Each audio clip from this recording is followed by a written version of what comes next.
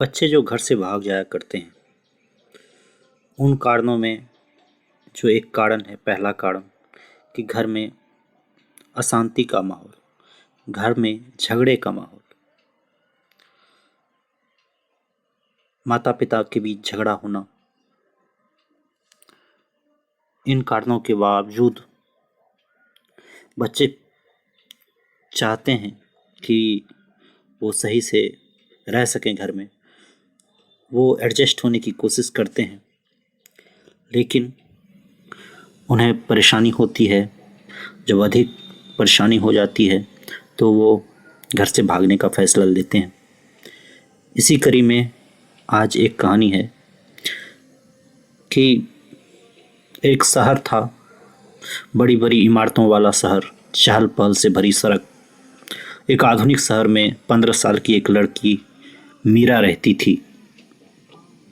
मीरा का जीवन बाहर से देखने पर सामान्य लग सकता था। वह स्कूल जाती, दोस्तों के साथ हंसती खेलती और अपनी पढ़ाई में व्यस्त रहती, लेकिन उसके घर के भीतर एक अलग ही कहानी थी।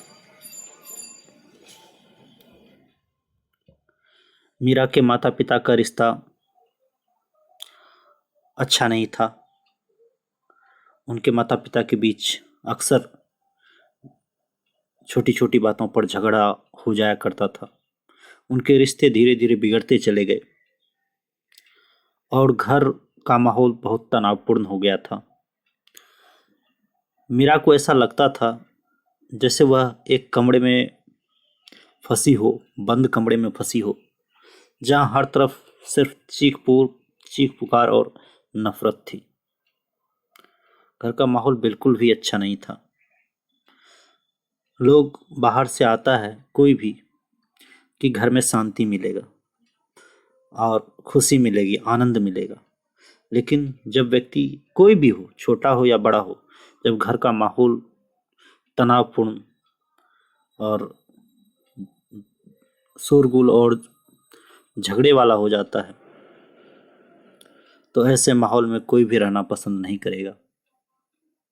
तो वो बच्ची ही मीरा बाहर तो अच्छे से खेलती कूदती थी। जब स्कूल के काम को करके थक कर बाहर से घर आती थी तो उनके माता पिता के बीच जो झगड़ा होता था उससे वो परेशान रहा करती थी। वो समझ नहीं पाती थी कि वो क्या करे, कहाँ जाए। एक दिन जब उसके माता पिता का झगड़ा हद से ज़्यादा हो गया तो मीरा ने फैसला किया कि वह अब यह सब सहन नहीं कर सकती। उसने जल्दी से अपने कुछ कपड़े और अपनी माँ का एक पुराना फ़ोन अपने बैग में लिया। वह घर से बाहर निकल गई, बिना किसी को बताए कि वह कहाँ जा रही है। मीरा घर से बाहर निकलती है और शहर की तरफ चलना शुरू कर देती है। उसने सोचा कि शायद किसी दोस्त के घर जाके वह थोड़ी देर रुकेगी और उसको राहत महसूस करेगी, लेकिन इस समय वो घर से भाग चुकी थी और उसे यह नहीं पता चल रहा था कि हम अपने दोस्तों से क्या बताएं और क्या कह के उनके घर पे जाएं। वो फ़ोन करना चाहती थी अपने दोस्तों को, लेकिन वह नहीं चाहती थी कि उसके पारिवारिक समस्या के बारे में किसी को पता चले, इसलिए वो किसी को भी फ़ोन नहीं करती और वह चले जाती है अपने कदमों को तेज करते हुए और आगे बढ़ती ही जाती है। रात गहरी हो चुकी थी और मीरा एक पार्क में जाकर बैठ गई। उसने आसमान की ओर देखा जहाँ कुछ तारे टिमटिमा रहे थे। उसे अपने बचपन की वो रात याद आ गई जब उसके माता पिता उसे कहानियाँ सुनाते थे और उसे अपने प्यार में सुरक्षित महसूस करवाते थे। हम सबको याद है कि जब हम लोग बच्चे थे, छोटे थे, तो बचपन में अपने मम्मी पापा के गोद में बैठ के कहानियाँ सुना करते थे। रात में, चांदनी रात में बैठकर अच्छी अच्छी कहानियाँ सुनते थे और उस समय जो आनंद आता था बचपन का, वो आनंद अद्वितीय है।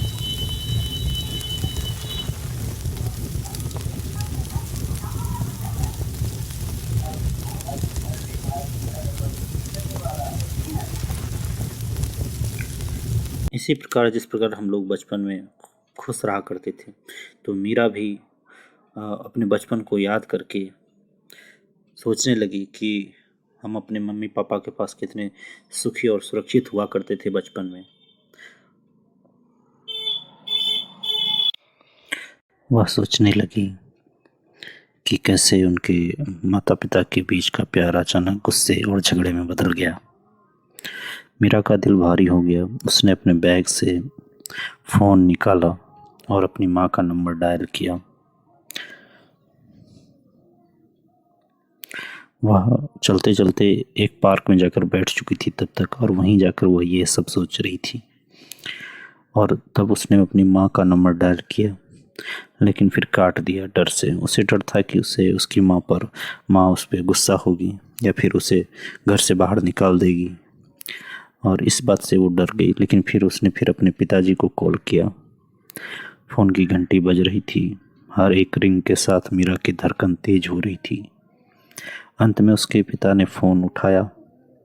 उनकी आवाज़ में चिंता थी। मीरा, तुम कहाँ हो? हम बहुत परेशान हैं, उनके पिताजी कहते हैं।